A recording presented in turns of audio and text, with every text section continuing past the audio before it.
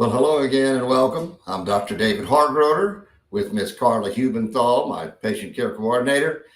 And Carla comes up with all of these great topics Yeah. every Okay. week. And today I think we've got a pretty good one, huh? Give up one thing for everything. Tell me a little bit about where you want to go with that, Carla. Well, I'm asked all kinds of questions about, what is it like afterward? What can we eat? What can we drink? What is it like? And yet there's always that one thing that we hesitate to be willing to give up to make that next step. And that's why I'd like to start there. And the reason is, you see, there's only two sources of change in all of life, and that is pain or pleasure. Only when we're in so much pain are we willing to change, or we see so much pleasure down the road that we're willing to change. So, if you were to ask me, what is one thing I would give up to have everything, that would have been the pain. Because I was in so much pain, I was adapting my whole life to being overweight. And yet there still has to be a deal breaker for people to find the courage to make that next step. So I'd like to share a little bit about my story and then talk about the everything that we get that is physical. So, as most of you know, I was invited to the Savvis Center, big stadium in St. Louis, by a dear friend of mine because her son was in a boxing event for charity where the police department boxed against the fire department. All of my family and friends were in the lobby and they had the tickets to enter. In they went through the turnstile. And when it was my turn, I got stuck in the turnstile. My husband Henry's tapping me on the shoulder, whispering, "What's the matter?" And I'm whispering, "I'm stuck. I am stuck." I weighed 320 and could not get through the turnstile. So this very nice young usher comes up to me. He helps me out of the turnstile. He walks Henry, my husband, and I all the way down to the disabled gate. And when I say gate, it was like 8 feet tall. He opened up this metal gate and allowed us to enter and slammed it shut. Even to this day, I can hear that gate slamming shut. Walked us in front of all of my family and friends who knew how embarrassed I was because I could not get through the turnstile. We walked all the way around the stadium, up ramps to get to our seats, and everyone had to wait for me because I couldn't get up the ramp as fast as they could. By the time I was crammed into this stadium seat, I was absolutely miserable. Looked at everyone else, and they looked just fine as could be. They're just chatting away, happy. I am fire engine red and absolutely livid and miserable. When we got in the car to go home that night, Henry says to me, "You're awful quiet." And I turned to him and I said, "I'm done. That's it. I'm done. I don't want to live this way ever again. No more." We went home. We had done the research for the Roux-en-Y, the lap band, the mini gastric bypass, and we submitted the paperwork for the mini gastric bypass. You think I would have been all excited, and I was, but I was still afraid. I was afraid that I could not give up that one thing, which was soda. That, oh Uh my gosh, soda, I can't give that up. All the little fears that we touch on. How can I know this will work for me when nothing else has worked? All the failures, all the things that we have tried for years. And yet I had no idea of the everything that was right around that bend. So explain to people what it is like to have everything. What's and I've heard you tell this story 1,000 times over the past 20 Yes. years, and I never get tired of hearing it because, people fear is really the key, right? The fear Yes. of the unknown, Yes. not being sure of what you want to give up. It kind Yes. of reminds me of the story.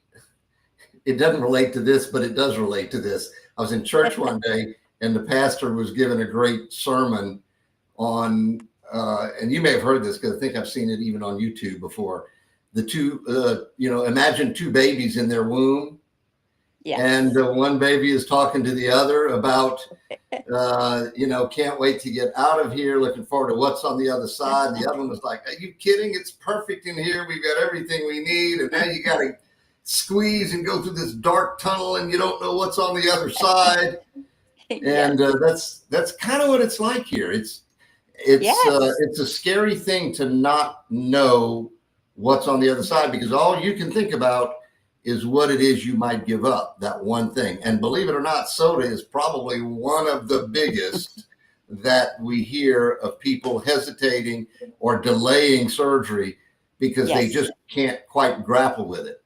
But what is on the other side is truly amazing. It is, Yes. it's this immediate relief of symptoms. That's the thing that is so remarkable. Patients with diabetes are able to get off of their diabetes medicine the day after surgery. And in most cases, they'll never get on it again. Or if they do, it's going to be some small fraction.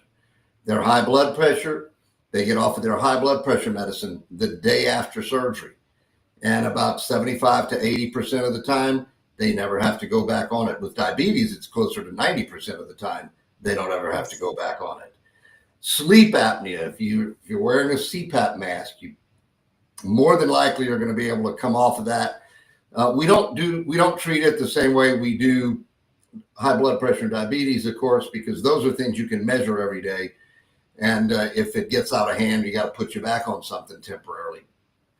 With sleep apnea, of course, we recommend waiting a while, continuing to use your mask, even though, truth be told, you could probably not use it and do just fine. But because it's unknown, excuse me, we recommend waiting maybe 6 months and then talk to your doctor about getting off of it. Cholesterol levels and the pain. And you can probably speak to the pain because I know you were scheduled or at least planning on having back surgery, as I recall. And I don't Yes. know, you never did have back surgery, did you? No, I didn't need it. After I lost 40 pounds, my first 40, the sciatic nerve in my right leg, my whole leg would go numb and my foot. In fact, I was heading toward a wheelchair. And as once I lost 40 pounds, you could start to feel the healing and the less pain moving up my leg. Once I had lost 80 pounds, it was totally gone. It has never hurt since. Never, ever. And there was a time a long time ago I wouldn't really emphasize the pain relief because even as the Yes. bariatric surgeon, I still wasn't totally convinced myself of Sure. how effective it was. But while you might think, well, of course, if you lose 100 pounds, you're not going to have as much pressure on your hips and your knees and they'll feel better. But that's not what happens after this surgery. It's like right after surgery, the pain gets better. And it Yes. has to do with some of the hormonal changes that are going on in your body. I had one gentleman who came into his pre-op clinic visit wearing a knee brace. Yes. I remember that story. Brian. And Brian had this knee brace on, and he had been wearing it for months because Yes. he had a bad knee that was hurting him. And every time he walked, it was just really bad. Sure. And so he had a knee brace and a cane. And when he came in for his 1 week follow-up, the knee brace was off, the cane was gone, and he just walked into the office normally. And it was like, it's the darndest thing, Doc. I don't Is. understand it. Yes. So it's that fear of the unknown is something that requires trust, and it's part of the reason we try to develop relationships with our patients well before surgery, to try and get to know them and have them get to know us a little bit better.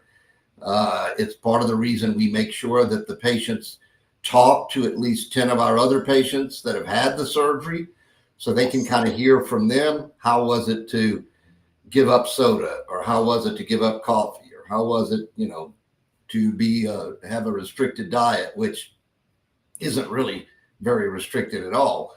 But I mean, it is a different way of life. There's no denying that to a degree.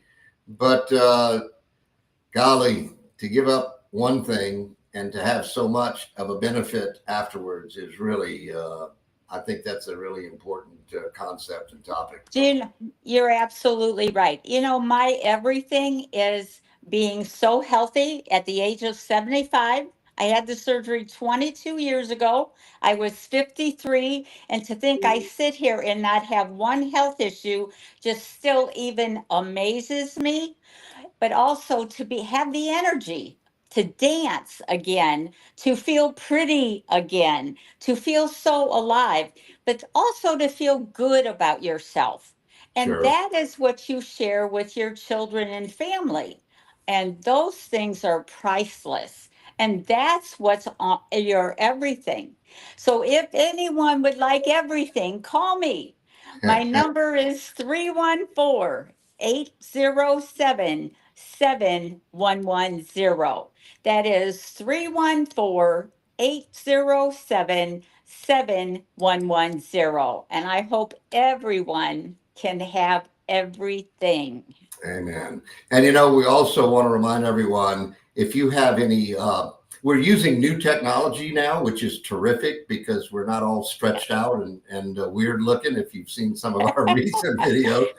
But we haven't quite figured out yet how to actively engage on the live feed or to have guests just yet. I know we can have up to 10 guests. So if anybody else wants to join us on one of these Tuesday evening sessions, just text or email me or Carla. If you want to post comments, even on the replay, we'll be monitoring those comments. And if there are questions that need to be asked, we can certainly will respond to those as soon as we can. Want to thank everybody, and we will be back again next Tuesday. And I know we'll have another new and interesting topic. We'll have it posted in the next day or two. Carla, thank you, and we'll see you next week. You bet. Have a good night. Bye.